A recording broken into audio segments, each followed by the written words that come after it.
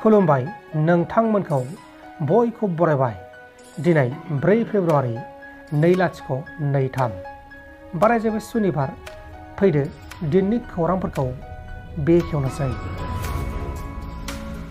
आसामनि chief minister Himanta Biswa Sharma बिथांनि बिथोननि उनावनो आसामनि गुबुन गुबुन जिल्लाफोराव आसाम पुलिसा आयेननि बेरेखा जुलि खालामग्राफोरखौ हमगासिनो दङ। बेबायदिनो उदालगुरि जिल्लानि सिङाव थानाय गुबुन गुबुन गामिनिफ्राय सा 30निबो बांसिन फिसायफोरखौ हमनानै जोबथेसालिसिम दैथायहरनाय जाबाय। टंला पुलिस बादानि सिङाव थानाय सेराबाहिनी गामिनि अनन्त राभा, हारसापारा गामिनि राजीव दे, फकपुरी गामिनि बिलिफां बर' आरो पाकरितल गामिनि रमेन राभामोनखौ पुलिसा एरेस्ट खालामनानै जोबथेसालिसिम हरनाय जाबाय। गुबुन फारसेथिं जोबथेसालियाव हरजाग्राफोरनि बिसिफोरा उन्दै उन्दै गथ' गोरलैफोरखौ लाफानानै फिसायफोरखौ हमनायनि थाखाय खुद्रि सारनानै गाबलाबायदों आरो फिसायफोरजों लोगोसे जोंखौबो जोबथेसालियाव सोबानांगौ होननानै दाबि खालामनाय जादों। लोगोसे जों माबोरैहाय थांना थानो जोंखौबो फिसायफोरजों हरफानानै गोख्रों खुद्रि सारदों। दासिमाव बजालि डिस्ट्रिक्टआव सा 53नि गेजेराव सा 30 हमबाय, बाक्सायाव सा 153नि गेजेराव सा 120 हमबाय, क'क्राझाराव सा 204नि गेजेराव सा 93 हमबाय, चिराङाव सा 40 हमबाय। बेबायदिनो आसामनि गुबुन गुबुन जिल्लाफोराव एबा गासै आसामाव 2044 सुबुंखौ हमनानै जोबथेसालिसिम दैथायहरनाय जाबाय।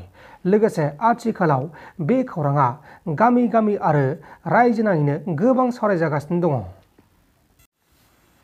क'क्राझार जिल्लानि गुबुन गुबुन जायगाफोरावबो उन्दै बैसोनि हिन्जावफोरखौ जुलि खालामनाय फिसाय आरो न'खरनि बिगोमाफोरखौ एरेस्ट खालामदों। मैया क'क्राझार पुलिस बादानि सिङाव थानाय गासै सा 19 सुबुंफोरखौ हमनाय जादों। बिनि गेजेराव सा 6 फिसाय आरो सा 11आ न'खरनि बिगोमाफोर।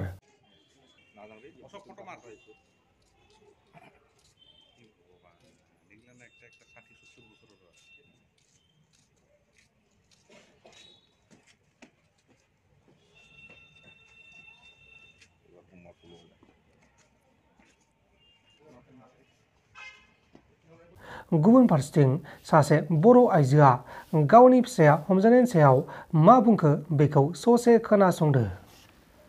দেউৰেকক ধৰি আনিছে ইফালে তিৰিটো প্ৰেগনেণ্ট হবা সময় হৈছিয়ে ইয়াকে ধৰি আনিছে আৰু হাজিৰা নকৰিলে আমাৰ একোৱে খাব নাপায়। খেতি নাই, বাতি নাই, একোৱে নাই, মাটি বাৰী একোৱে নাই। আমাক একো নালাগে, চৰকাৰৰ অৰুণাচল একো নালাগে, আমাক মানুহবিলাকে পাছে। মানুহ পালে আমাৰ যথেষ্ট। মানুহে সকলোকে চাব না, কাই চাব ইয়াক? গিৰিয়েক নহলি, নিজৰ মানুহে নহলি কোনে চাব?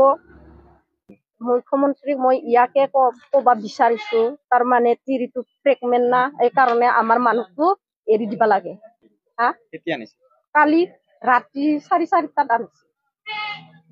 আনি কেনে এনে কষ্ট দিব নালাগে না, এটা প্ৰেগনেণ্ট মানুহ ইয়াতে থিয়া দি খাব নাপায়, কিবা নাপায়, থিয়া দি আছে। কিমান কষ্ট পাইছে ইহে জানে। चिरां जिल्लानि रुनिकाटा पुलिस बादा आरो सान्तिपुर पुलिस आउटपस्टनि सिङाव थानाय देवस्रि मोहनपुर गामिनि रायजो राजाफोरा लोब लोब ओंखारनानै देना मुर्मु मुंनि सासे सुबुंखौ इनायै बुथारनायजों लोब्बा थानाय दायनिगिरि हबना दुदु मुंनि सासे दायनिगिरिखौ हमना लाबोनानै पुलिसनि आखायाव गथायना होदों आरो बे जाथायजों लोब्बा थानाय माखासे दायनिगिरिफोरखौ थाबैनो एरेस्ट खालामनानै फासि होनांगौनि थाखाय रायजो राजाफोरा दाबि खालामनाय जादों। बुथारजानाय देना मुर्मुनि अनजालि बिसि आरती मार्डिया थांनाय गोलाव समनिफ्रायनो हबना टुडुजों सिरि सिरियै मोजां मोनखुमालायोमोन। बेनिखायनो बे जाथाया जादों होननानै रायजोफोरा फोरमायदों।